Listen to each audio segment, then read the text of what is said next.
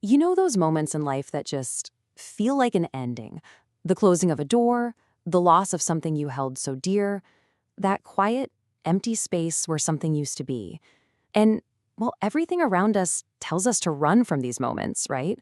Fill the silence, get busy, start building something new immediately. We're pretty much taught to fear the endings. But what if that fear is all based on a huge misunderstanding? What if that void we're so terrified of isn't actually empty at all? And what if the greatest wisdom we could ever hope to find isn't in the bright, sunny days of winning, but in the deep, quiet darkness of just letting go? The answer to questions like these, well, it doesn't really come from our modern world of go, go, go, constant growth, and getting more stuff. It comes from a place that's much older, much deeper. It lies in the wisdom of a figure who embodies everything we're taught to avoid. An old, solitary woman who is completely at home in desolation, poverty, and sorrow. Okay, let's really dive into this, because this is a profound flip of how we normally think. I mean, we spend so much of our energy chasing the light, right? Pursuing success, collecting experiences. But this ancient wisdom, it suggests that maybe, just maybe, we're looking in the completely wrong direction. It poses a radical idea that the greatest spiritual treasures are actually hidden in the very experiences we try so hard to run away from. To understand this, we have to meet her.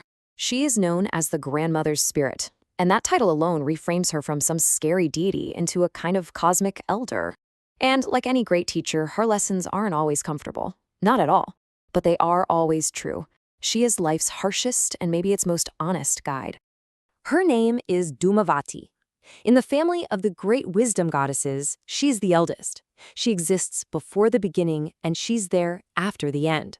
Her whole domain isn't about creating worlds, but about the profound, silent wisdom that comes when those worlds dissolve. She is the teacher of the ultimate truths. And her teaching, it flips our entire perspective on its head. Just think about the things we spend our lives running from. Loss, loneliness, disappointment, even the simple process of aging. Dhumavati's wisdom shows us that these are not curses. They are gifts in disguise. It's through loss that we find perseverance. It's in loneliness that we discover true detachment. Disappointment becomes the very soil for patience to grow. And aging, the one thing our culture fears the most, it bestows the ultimate gift, wisdom. You see, her wisdom isn't theoretical. It's not something you can just learn from a book. It's that deep, gut-level knowledge that only comes when life strips away our illusions. She represents that exact moment when our youthful fantasy, you know, the one that we can control everything, have everything, and keep everything forever, finally shatters. And in that shattering, a much deeper truth is finally allowed to come through. So, how do we even begin to understand a force this profound?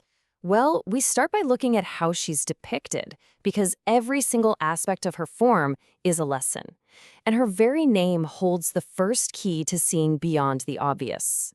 Dhumavati. It comes from the word dhuma, which means smoke. She is the smoky one. And trust me, this isn't just a poetic name. It's the central metaphor for her entire job in the universe, and in our own minds. Think about what smoke actually does. It doesn't light things up, it obscures them. It covers up the world that we think we know so well. But Dhumavati's smoke isn't meant to blind us. Oh no, its purpose is to obscure the superficial things so that we are forced to see what lies beneath.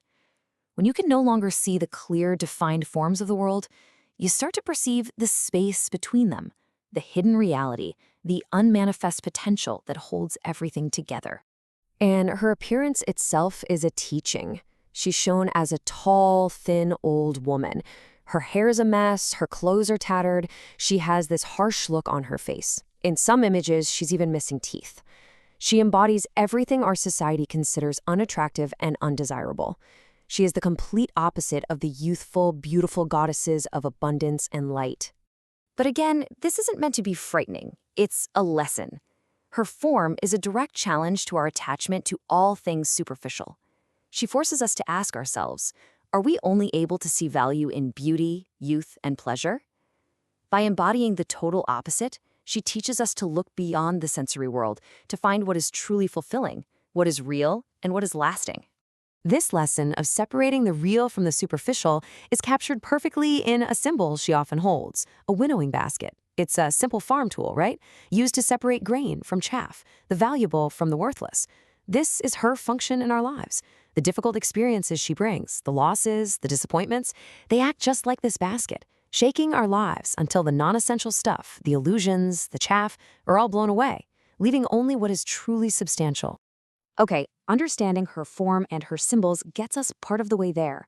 But to truly grasp her wisdom, we have to go deeper, beyond form itself, into the very nature of reality she represents. We have to talk about the void. Before the Big Bang, before the first star, before any concept of time or space ever existed, there was this state of pure, formless potential. It's often called the primordial darkness. Dhumavati represents this. She is the reality that exists before creation. She is the cosmic womb, the dark, silent potential from which everything is born and to which everything must eventually return. Now, when we hear the word void, our minds usually jump to empty nothingness, a vacuum. But in this wisdom tradition, the void is the exact opposite. It isn't empty. It's so full of potential that no single form could ever define it. It is pure, self-illuminating consciousness itself, a state of perfect awareness before it gets broken up into all these subjects and objects, thoughts and things. This quote, it just beautifully captures the cosmic scale of her essence.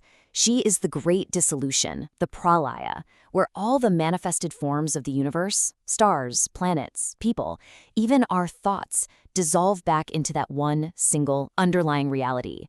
She is the ultimate peace that comes when the endless show of creation is finally over. In Tantric philosophy, you have Shiva, who's like pure consciousness, and Shakti, who is the dynamic energy that creates everything. Well, Dhumavati is described as Shakti without Shiva. What does that mean? It means she is pure, raw, potential energy, but without that spark of consciousness from Shiva to give it form or direction. She is the power that exists before the universe even begins. She's the silence before the first note is played. Now, this is all fascinating on a cosmic scale, right? But the real power of this wisdom is how it touches our own lives. How do we take these huge ideas about voids and smoke and actually apply them to our own heartbreak, our own failures? Well, this is where Dhumavati's teaching becomes profoundly practical. Her teaching unfolds in our lives as a pretty clear process. It starts when we encounter what the world calls misfortune, a failure, a heartbreak, a huge disappointment. In that moment of loss, we are forced to see the temporary nature of the thing we were clinging to. That's step 2. And in that space that opens up after the loss, for just a brief moment, we get a glimpse of the formless reality beyond all our attachments. We touch the void. And from that experience, if we allow it, comes the final step, true detachment. And I don't mean apathy. I mean a deep freedom from needing life to be any other way than exactly how it is. So what this really means is that the experiences we label as negative, they're not punishments. They are not mistakes. They are doorways. They are these special opportunities to make contact with a reality that is so much deeper and more permanent than our fleeting desires for pleasure, success, and security. In a way, they are her grace. And this leads us to the most radical and, I think, beautiful conclusion of her wisdom. Misfortune is not the opposite of good fortune. It is a form of good fortune. It's the universe's way of giving us what we truly need, instead of what we just think we want. It's the blessing that arrives from a direction we never ever thought to look. This here is her yantra, a geometric map of her essence. Look at the forms, the triangles, the circles, the squares. They're all held within a larger space. Her wisdom invites us to think about this final question. If every form in our life, every job, every relationship, every identity we hold is ultimately temporary, then what is the nature of the silent, aware space that holds it all? What is the one thing that's present through every single gain and every single loss? In the end, Dhumavati's teaching is so simple and yet so profound. The freedom we're all looking for is not found by adding more to our lives. It's found in the courage to face the endings, to embrace the voids, and to discover that what remains when everything else falls away is the only thing that was ever truly real. The greatest gifts are found not in what we gain, but in what we are finally willing to let go.